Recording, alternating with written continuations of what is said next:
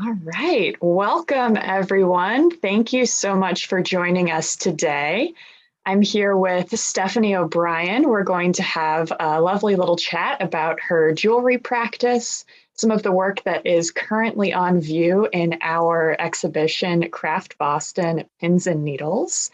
And we're also going to talk a little bit about Stephanie's career as a digital marketing analyst as she works in the arts. And there's some really interesting overlap into that part of her life. But before we get started, a few introductions to do.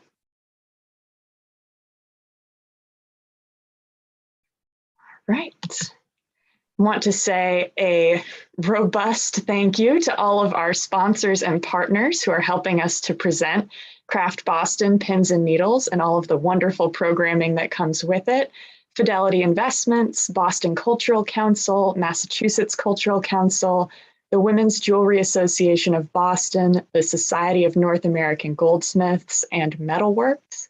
Thank you so much. We're so grateful to work with such wonderful organizations that support the arts and creativity. And introducing us, we are the Society of Arts and Crafts. We are a Boston-based nonprofit supporting craft artists and their creativity. We were founded in 1897 and are America's oldest craft nonprofit, and we are thrilled to be celebrating our 125th anniversary this year. And our Craft Boston program provides exhibition and retail opportunities for fine craft artists and connects makers and craft lovers from across the country. So it's through Craft Boston that we are here today. And I want to say a warm welcome back to Stephanie. I first had the pleasure of working with Stephanie on our earring show last spring, Craft Boston Studs and Drops. I'm so glad that she's back with us today for Pins and Needles. Stephanie is a jewelry artist and creator based in Brooklyn, New York. She studied at Savannah College of Art and Design and received her BFA in Jewelry and Objects, graduating as valedictorian. And in addition to her studio practice, Stephanie is a marketing analyst for arts nonprofits. And this work that I've shown here today is her squiggle brooch. It's one that's included in Craft Boston Pins and Needles, and I'm hopeful we'll get a chance to chat a little bit more about her work in just a moment. Oops. And let's get started. So give me just one moment to juggle with technology. So Stephanie, thank you for joining me here today. I'm so glad you're able to be with us. And I'm hoping you can take us right back to the beginning and tell us a little bit about how you got started in jewelry and maybe what first piqued your interest as a jewelry artist. Sure. Well, thank you for having me. I'm really happy to be here and to be part of this show. It's so exciting. I love brooches, so this was the perfect show for me. I got started in jewelry when I was really young, probably like elementary school. I started making my own earrings. I was very obsessed with making beaded jewelry and just wearing funky jewelry all the time. And then when I was in high school, I did my AP studio art with a concentration in jewelry, which was kind of not something I knew that you could do.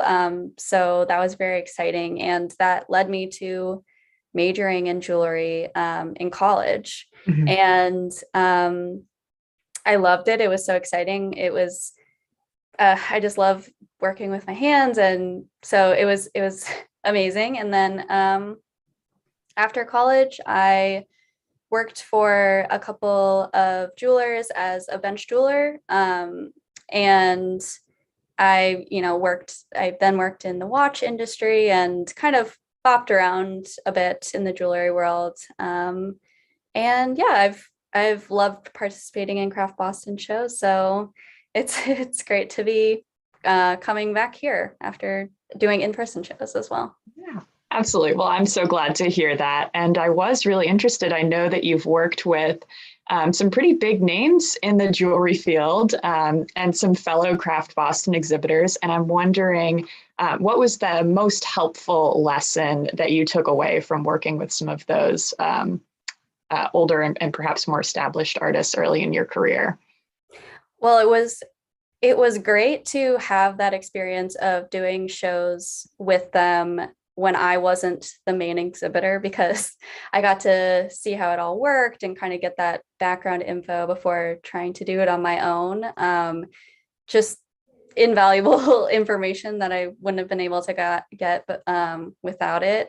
I'm trying to think what else. I mean, obviously my fabrication skills improved, and just like understanding what to put out at a show versus not put out, or like things like that. But I think that the main thing was having that insider knowledge of how to do a show without me personally doing it on my own first.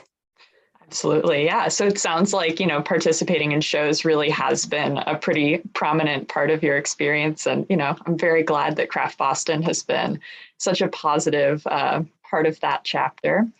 You spoke a little bit about your fabrication process and how that's changed over time. I'm wondering if you can give us a look at, what are the different steps in that process these days? Mm-hmm.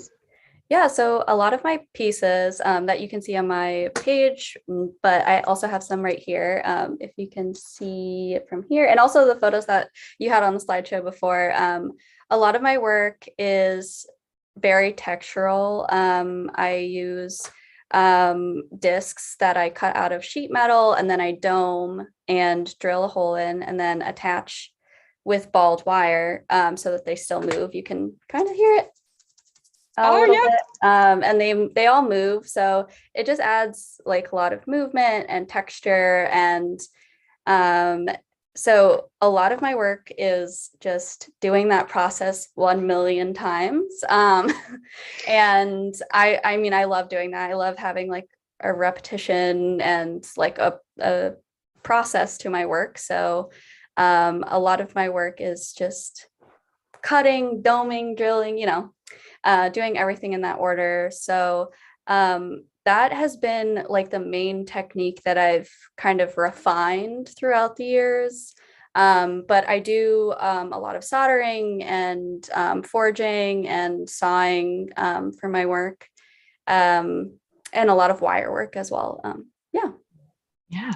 So motion and texture, two pretty difficult sensations to convey through, digital means. If we're talking about still imagery or, experiencing something on a website, what are some of the approaches that you take to try to give folks a sense of what your pieces are like in real life if they can't see it and touch it and hear it for themselves? Oh, that's a good question. I mean, I think that we all can kind of see on like line that video is just more engaging, and people are more interested in like a flashy video than like a still image. So it kind of works in my favor that video is kind of becoming bigger online. So I'm trying to utilize that. I know that like boomerangs kind of aren't a thing anymore, but that was kind of how I was doing it originally.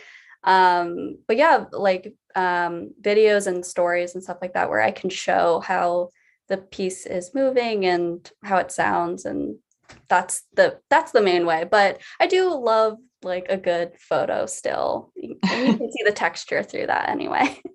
Absolutely. And definitely some of the beautiful colors. I know that you mostly work in metal, but there are a few of your pieces that incorporate, some really beautiful color work as well. Are there any themes or topics that you find yourself returning to in your work? I do look a lot at repeating patterns in textiles and fashion. So I'm looking there, but I'm also looking at like nature, because obviously nature has a lot of repeating elements and patterns naturally. So I do look there as well. And I mean, that's just a fun place to explore and get ideas. So I'm often looking at like flowers, and even like zoomed in at like the cellular level I'm looking at for ideas. So that's kind of been a constant. Even in college, I was looking there. The texture and the patterns are just there. That's been pretty constant throughout my throughout my entire career of making jewelry. Absolutely. And I know you've shown us briefly that you have a number of the pieces Oh on yeah. hand that Mhm. are available in pins and needles. I'm wondering, could we get a closer look at some of those Yeah, and hear a little bit more about them? sure. So the one that I showed, it definitely has the most sound, but we've got this piece here. It's three different levels on it. So it sticks up and it's got the two different colors and it's in a wave pattern. I really love that one. And you mentioned the color. Yes, I do have some pieces that have color in them, like this one. It has a really pretty, trying to get the light in it, amethyst in there. Mhm. And it features the same discs that can move on the piece. Um, I'm always trying to figure out different shapes for brooches because I feel like I really want brooches to come back and be popular because I love them so much. So that's kind of my goal. I have this piece here that's kind of like a slanted brooch that has this wire element. It's all of my pieces are also really light, which I like. And yeah, so this one actually is with bronze, but a lot of my pieces have brass or sterling silver and or nickel silver. And let me see what else I Do you, have. oh, sorry, go ahead. I was just gonna show like I do some work. Oh, this one's a little harder to see, but I do some work with secondhand or found materials. So this one and this one both have stones that I found. So I'm kind of trying to get more into like recycled and secondhand materials so that I'm reusing and reducing my waste more. But they're also really fun, so it's not like a detriment. Oh, absolutely. And plus, the environmental benefit, I imagine, is pretty compelling there as well. Oh. Yeah, absolutely. You mentioned a couple of the different materials, brass, bronze, and silver. Do you have a preference or one that you find yourself drawn to more than the others? Um, I mean, obviously, I love sterling silver, but it's the most expensive of the ones that I use most regularly. I also really love using, I have 18 karat gold bimetal. So it's 18 karat gold kind of sheet attached to a sterling silver sheet. So the price is better for me and it just like it looks really nice and it also has like the two different sides of color so it gives more visual interest as well. But if we're talking about my like materials that I use more often, I gravitate towards brass because it's like a bright yellow and like I just love that color being added in with the silver and the nickel silver. It just like sticks out so much, so that's why I gravitate towards it. Yeah, absolutely. It's fun to have something cheery, and we're right there with you in trying to bring brooches back. That was Yeah. definitely part of our hope with this show, was to really spotlight the different trends and different techniques that are emerging in that format, and also to make sure that people had something to wear their brooch with, whether it's a scarf or a Yeah. shawl or jacket of some sort. So lots of interesting combination possibilities there. Um, and I know we've touched on this briefly, but you do have a second career or maybe an adjacent career as a digital marketing analyst. I'm curious, how do those two different roles play into each other? Do you find yourself taking lessons that you learned from your time as an analyst and applying them to your jewelry practice? Does the creativity from your jewelry practice tie into your work as an analyst? How do those two things feed off of each other?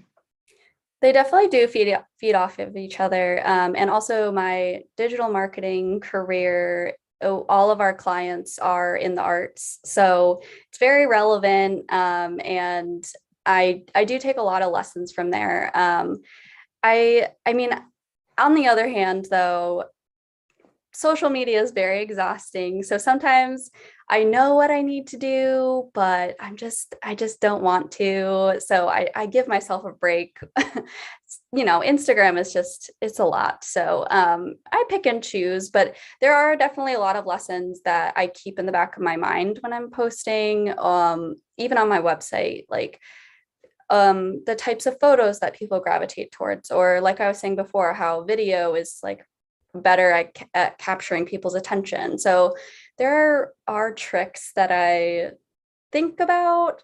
Whether I use them or not, it's kind of up in the air. But like I think the most important thing that I take from that job into my business is creating a voice and like a brand, and kind of making something that people can be interested in and engage with, because you don't really want like a blank face and nothing interesting to say on your page. You want something that will bring people in and make them feel like they're your friend. So that's the main one that I'm bringing over to my business. Absolutely. I would guess that a lot of our artists who are watching here today, or may watch this conversation in the future, would be really interested in that process. Do you have any tips for folks on developing their voice as an artist?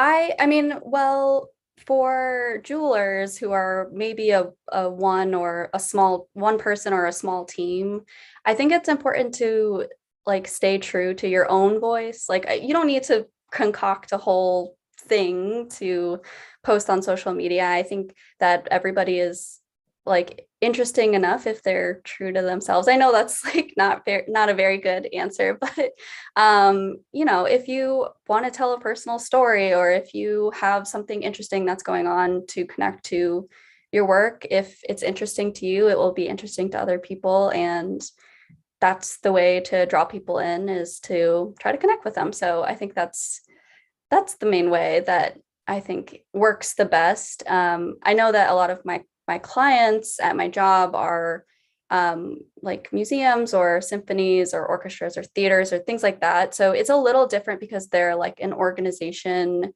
that needs a voice.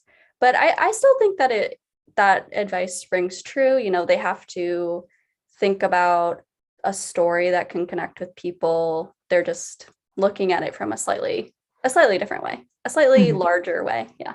Absolutely. Yeah, no, that really resonates with me. The idea of, bringing your authentic self and having the confidence that if you're passionate about something, folks will be willing to listen and will come along with you. Yeah. Awesome. And in terms of time commitment, do you usually find yourself, sneaking in jewelry work in the morning before work, or is it an after work kind of unwinding, mostly weekends? How do you manage that time management piece? Um, I cannot do jewelry before I wake up, before I work, not before I wake up.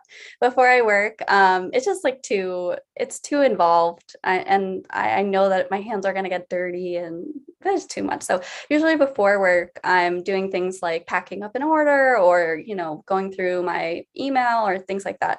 I do try to keep most of my actual making for after work. And I think maybe I live in an apartment, so I think maybe my neighbors are probably appreciative that I don't do it before work, because it gets a little loud. But so I'm mostly doing it after work, and on the weekends. The main fabrication is happening then. Awesome. And let me see, just pivoting our conversation a little. Now starting to look into the future, are there any ideas or projects that are percolating right now that are on the horizon for you?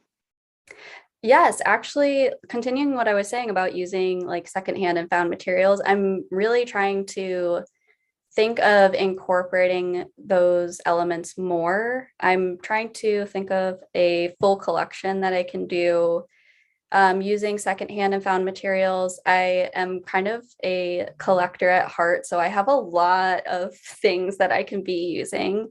And my idea for the future is to start organizing all of those elements and figuring out how I can incorporate it into the elements of that I usually use, like the discs and wire materials. So that is my plan right now. And I'm hoping to make some more brooches is what that's what I love making. But also some other like earrings and necklaces as well. I tend to favor brooches, but I always have to remember to try to branch out with my work. What's the most appealing part of a brooch to you? I feel like it's like a little piece of like it's like a little composition. Like Mm, I can figure out how elements work together better there. I mean, I do love wearing earrings, so I do make some earrings as well. But earrings have more restriction. Like you have to be conscious more of the weight and the size and how it like sits on your ears. So I feel like brooches are more free in what they can be, and obviously you don't want it to be too heavy or else they'll pull. But yeah, I just like the idea that it's like a little piece of art that you can also like have out if you want, if you're not wearing it. absolutely. That's so funny. We've had a couple of artists describe them in exactly that same way as, a little wearable piece of art, which of course, most forms of jewelry are, but I think there is something really special about brooches and the way they can be a canvas. Um, Are there any big changes to your practice? I know you're looking at incorporating some new materials down the road, but from where you started and where we started our conversation, your early days to where you are now, what would you say is the biggest change that's taken place? I think the biggest, I'm thinking of two things right now. The first is that I'm trying to be more conscious of where my materials are coming from and being like choosing more eco-friendly products and um, thinking about like recycling more. And also like the second thing the big thing that's changed throughout my practice is thinking more about safety. Obviously, when I first started, I was kind of more nonchalant about how I was creating. And now I'm like very obsessed with buying, like, I have like a little tabletop, uh, like it sucks in particles. And it just sits on my desk. So it's like a little vent that I have. And I'm so happy about it. It makes me so happy to have it. I think those are the two big changes that I've made in the past couple of years. Like just trying to think more about the materials that I'm using and how they're affecting the earth, I guess. Yeah. Absolutely. And it sounds like the longevity too of your practice and making sure that, you're setting yourself up to have a long and successful career, which of course we hope for. Yes. So I almost hesitate to ask, but with the safety, I hope there wasn't any, horrific story that prompted your Oh no. interest in. No, it was just, I just was able to like afford to buy more like gadgets and things like that were just, I mean, it was just like improvements on my practice. I think there was nothing, Mhm. I'm glad to say there was nothing that prompted it, but I just, as I got older, I just decided to buy more things. Absolutely makes sense, and I'm glad there wasn't, some run-in with a blowtorch that No, made no. you Oh my make gosh, some no. changes. Are there any, if you could go back in time and talk to yourself right as you were getting started, or what are the lessons and the tips that you would mention? Um, I think when I first started, um I would tell myself to like think more about the details. I was more of like looking big picture and like adding the details. Now I'm kind of the opposite where I'm looking really microscopic and then pulling out. And I kind of like that way better. It's not that I want younger me to change what I was doing, but kind of want to whisper that in my ear just to give some ideas of that. And I think like I was very like stressed out about making like the biggest and best thing. And I would tell myself to have more fun with it, like I'm doing now, which is great. That's awesome. And I did mention that I have one sort of fun question that I wanted to ask here at the end. You mentioned that you're a big museum lover and you live in New York, which is, practically museum capital of the world. Do you have a favorite? Am I allowed to say anything other than the Museum of Art and Design? uh, that actually is my favorite museum. It does have a permanent jewelry collection, so I feel like that skews my opinion in a good way. I just love that museum, and they do a jewelry trunk show, so I'm there so often. I mean, besides that museum, I do love the Brooklyn Museum, which I'm near, so I'm able to go there pretty often. But they don't have a jewelry permanent collection. So, I'm always going to favor the Museum of Art and Design over them. Absolutely. Yeah, we've got to get more jewelry in museums. They've just got to get on board. Yes. Excellent. Well, Stephanie, thank you so much for joining me today and for answering all of these questions. Is there anything else that you want to add here at the end? We do have a couple of minutes left. If there's anything else you'd like to say. I mean, just thank you for having me. I've had a great time. It was lovely to talk to you and to do a brooch show. I got so excited when it was announced. I couldn't wait to apply because I just love brooches so much. So just very happy to participate and be part of it. Oh, well, thank you so much. That's always really great to hear.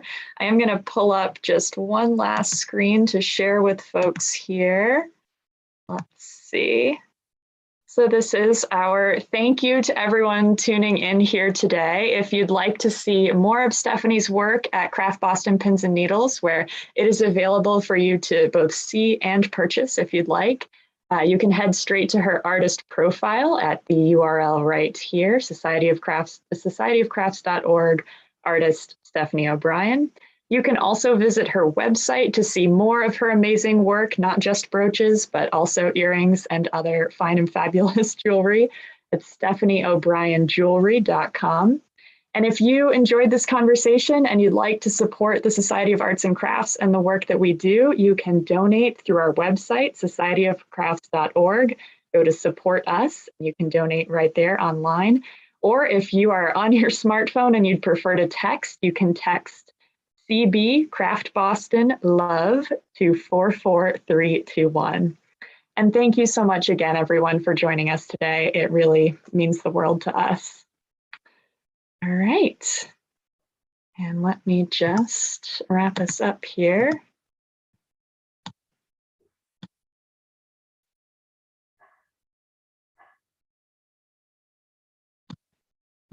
Okay, we've stopped.